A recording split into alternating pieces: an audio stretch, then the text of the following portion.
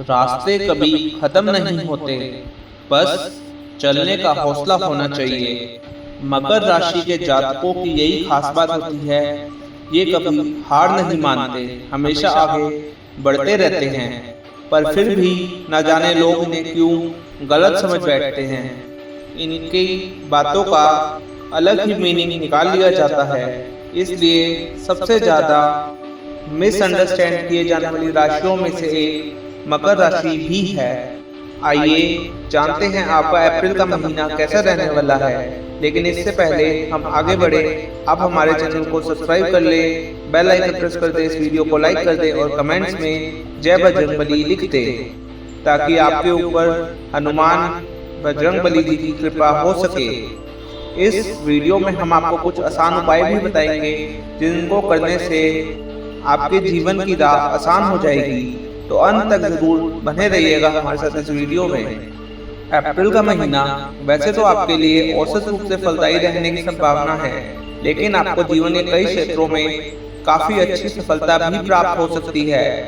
नवम भाव में पूरे महीने केतु महाराज की उपस्थिति होने के कारण आपका मन धार्मिक कार्यक्रमों में खूब लगेगा। आपको तीर्थ यात्राओं के भी योग बनते दिख रहे हैं, जिसके कारण आप मंदिरों अथवा तीर्थ स्थानों की यात्रा करने जा सकते हैं। आपकी राशि के स्वामी शनि देव तीसरे भाव में होने से थोड़ा सा आलस तो आएगा, लेकिन आप यदि उससे दूर रहेंगे तो स्वास्थ्य को संभाल पाएंगे। परंतु फिर भी आपको कुछ स्वास्थ्य समस्याओं का सामना करने के लिए तत्पर रहना चाहिए। नौकरी करने वाले जातकों को अच्छे परिणाम मिलेंगे। अपने कार्यक्षेत्र में अपने व्यवहार पर नियंत्रण आपको रखना पड़ेगा, अन्यथा आपको वहां पर कुछ समस्याएं आ सकती हैं। सबके साथ अच्छा व्यवहार करने से आपका अलग ही स्वैग बनेगा, आप सबसे अलग दिखेंगे अपने कार्यस्थल पर। व्यापार करने वाले जातकों के लिए यह महीना औसत रहने वाला है। अपने गुस्से को नियंत्रण में रखेंगे तो बहुत कुछ प्राप्त कर पाएंगे और व्यापार में उन्नति हो सकती है। आर्थिक रूप से यह महीना अच्छा रहेगा। आर्थिक चुनौतियों में कमी आएगी और आपके खर्चों में भी कमी आ सकती है। पारिवारिक जीवन में सुख शांति बनी रहने की संभावना है, लेकिन आपका खुद का स्वभाव परेशानी खड़ी कर सकता है। प्रेम संबंधों के लिए यह महीना अनुकूल रहेगा और आपके जीवन में किसी नए व्यक्ति की दस्तक भी हो सकती है। वैवाहिक जातकों के लिए महीना कमजोर रहने की संभावना है। आपस में लड़ाई झगड़े की स्थिति बन सकती है। विद्यार्थियों के लिए महीना अनुकूल रहेगा और शिक्षा में सकारात्मक परिणामों की प्राप्ति होगी। आइए अब डिटेल में जानते हैं आपका राशिफल। सबसे पहले सबसे इंटरेस्टिंग टॉपिक यानी कि प्रेम व वैवाहिक जीवन की बात करते हैं। यदि आप किसी प्रेम संबंध में हैं तो आपके लिए यह महीना अनुकूल रहने की संभावना है। आपके विवाह की बात आपके घर में और आपके प्रेमी या प्रेमिका के घर में भी आगे बढ़ सकती है और आप दोनों का प्रेम विवाह होने के योग बन रहे हैं। अगर पहले कुछ अड़चने थी तो वह भी एक एक करके अपने आप दूर होती जाएंगी। आप जिससे प्रेम करते हैं उनसे आपका रिश्ता मजबूत बनेगा, आपस का भरोसा बढ़ेगा और आप एक दूसरे को पर्याप्त समय देंगे। यदि आप अभी तक अकेले हैं तो आपके जीवन में किसी नए व्यक्ति की दस्तक बिल्कुल हो सकती है। आपका कोई खास पड़ोसी या मित्र अथवा रिश्तेदार ही आपके निकट आ सकता है और आप उससे निकटता का अनुभव करते हुए और उनके लिए दिल से प्यार पनपता हुआ महसूस कर सकते हैं।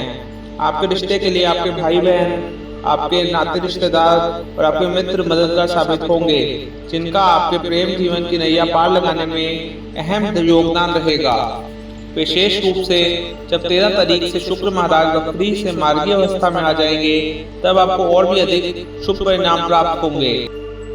विवाहित जातकों की बात करें तो महीने की शुरुआत सामान्य रहेगी, लेकिन 3 तारीख से मंगल महाराज आपके सप्तम भाव में पूरे महीने तक विराजमान रहेंगे, जिससे वैवाहिक जीवन में कुछ कला की स्थितियां उत्पन्न हो सकती हैं। आप दोनों के बीच आपसी समस्याएं भी बढ़ सकती हैं। आप और आपके जीवन साथी के स्वभाव में गर्मी देखने को मिलेगी। एक दूसरे के प्रति झगड़ालू प्रवृत्ति रखने के कारण समस्या बढ़ सकती है, इसलिए आपको सावधानियां रखनी होंगी। उनके और आपके स्वास्थ्य का भी ध्यान रखना होगा। आपके लिए एक आसान सा उपाय यह रहेगा कि अगर आप चांदी का कोई आभूषण धारण करते हैं, जैसे कि चांदी का कड़ा पहनना या फिर किसी लॉकेट में काले धागे में चांदी का लॉकेट पहनना, तो आपका जो मिजाज है, आपका जो व्यवहार है वह ठंडा रहेगा, जिससे आप झगड़ों से थोड़ा दूर रह पाएंगे। इसलिए चांदी को धारण अवश्य कीजिएगा।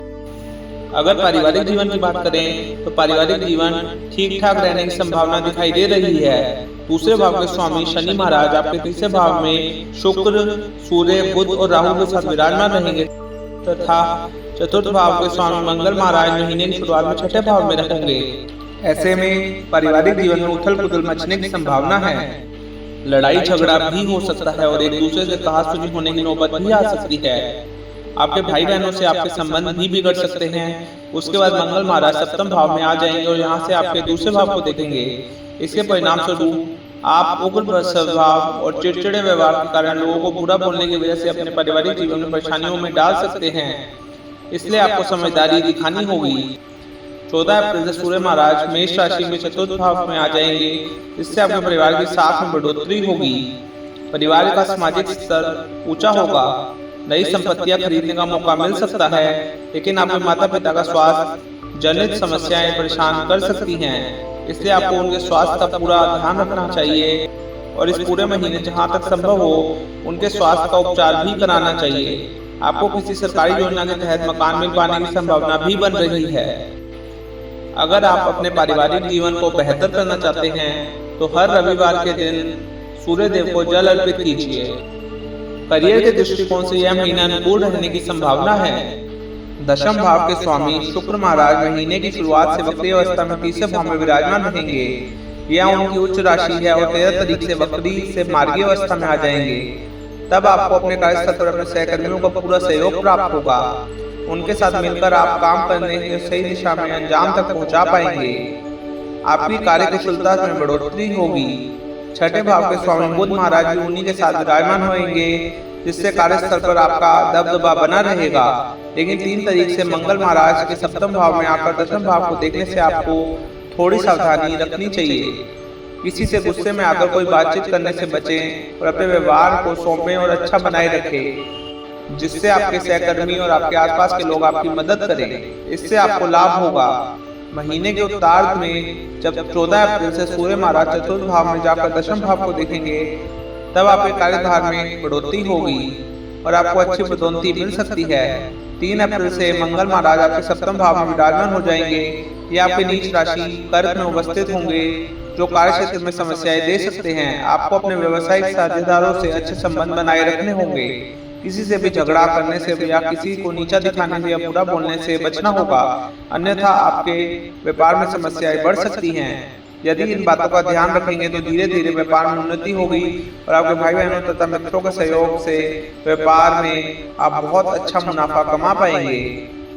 इसी तरह अगर हम आर्थिक स्थिति को देखें तो यह महीना आर्थिक तौर पर आपके लिए बहुत अनुकूल रहने की संभावना बन रही है। महीने की शुरुआत में मंगल महाराज छठे भाव में बैठकर द्वादश भाव को देखेंगे, जिससे कुछ समस्याएं बढ़ सकती हैं। लेकिन 3 तारीख से मंगल आपके सप्तम भाव में आ जाएंगे और यहाँ से आपके दशम भाव, प्रथम भाव और तृतीय भाव को देखेंगे। ऐसे में आपकी आमदनी में लगातार बढ़ोतरी करेंगे। आप कोई संपत्ति खरीदने में कामयाब हो सकते हैं। इसके अतिरिक्त संपत्ति के क्रय विक्रय से भी आपको धन प्राप्त होने के योग बन रहे हैं। दूसरे भाव के स्वामी शनि महाराज का तीसरे भाव में विराजमान रहना यह दर्शाता है कि आप अपने भाई बहनों मित्रों की आर्थिक मदद कर सकते हैं। उनके लिए धन खर्च करने की स्थिति बनेगी और आप उनकी मदद करने के लिए धन खर्च करते हुए दिख रहे हैं। हमें पूरे महीने पंचम भाव में बैठे बृहस्पति महाराज आपके भाग्य को मजबूत बनाएंगे और आपके एकादश भाव तथा प्रथम भाव पर भी दृष्टि डालेंगे, जिससे आपके निर्णय लेने की क्षमता अच्छी होगी। धन संबंधी मामलों में आपका दिमाग तेजी से काम करेगा और आपकी आमदनी में दिन प्रतिदिन बढ़ोतरी होती चली जाएगी। इसके बाद तीसरे भाव में सूर्य महाराज महीने की शुरुआत से विराजमान रहेंगे। उसके बाद 14 तारीख से आपकी उच्च राशि मेष में आ जाएंगे, जिससे सरकारी भूमि भवन का लाभ मिल सकता है। यदि आप सरकारी क्षेत्र में काम कर रहे हैं तो आपको सरकारी मकान मिलने के योग बन रहे हैं। स्वास्थ्य के दृष्टिकोण से यह महीना औसत रहने की संभावना बन रही है। आपके राशि के स्वामी पूरे महीने तीसरे भाव में विराजमान रहेंगे। तीसरे भाव में शनि के आने से आपके अंदर आलस की बढ़ोतरी होगी और यही आपके सबसे बड़े शत्रु के रूप में काम करेगा। इसलिए आपको आलस से बचने की कोशिश करनी चाहिए। प्रतिदिन नियमित रूप से अभ्यास करें, योगाभ्यास करें और कसरत करें। मानसिक तनाव को दूर रखने के लिए मेडिटेशन का सहारा लें, इससे आपको बहुत लाभ मिलेगा। तीसरे भाव में सूर्य, शुक्र, बुध, शनि और राहु का प्रभाव होने के कारण कंधों और गले से जुड़ी समस्याएं परेशान कर सकती हैं। आपको कानों में भी दर्द या संक्रमण होने की संभावना बन सकती है। मंगल महाराज भी महीने की शुरुआत में छठे भाव में रहकर छोटी मोटी शारीरिक परेशानियां प्रदान कर सकते हैं। हालांकि 3 अप्रैल से वे आपके सप्तम भाव में चले जाएंगे, लेकिन वे आपकी राशि के लिए एकादश भाव के स्वामी भी हैं। ऐसे में आपकी स्वास्थ्य समस्याओं को बढ़ने से रोकने पर ध्यान देना चाहिए ताकि आपका स्वास्थ्य अनुकूल बना रहे। यह महीना विशेष रूप से आपके कान, कंधे और गले संबंधित समस्याओं पर ध्यान केंद्रित करने की आवश्यकता महसूस आपको हो सकती है। आवश्यक होने पर चिकित्सक से बराबर संपर्क में बने रहें, इससे आपको लाभ मिलेगा। अब बात करते हैं उन आसान उपायों की जिनको करने से आपके जीवन की राह आसान हो जाएगी। अप्रैल के महीने में इन उपायों को अवश्य कीजिएगा।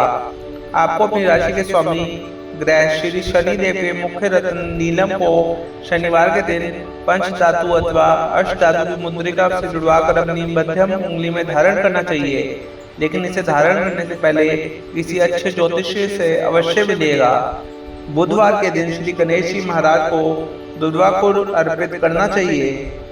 शुक्रवार के दिन श्री महालक्ष्मी मंत्र का जाप करना आपको लाभ देगा और शनिवार के दिन दिव्यांगजनों की मदद करें अथवा उन्हें भोजन कराएं, इससे आपको बहुत लाभ मिलेगा। तो यह उपाय अवश्य कीजिएगा। इन उपायों से आपकी जिंदगी आसान हो जाएगी।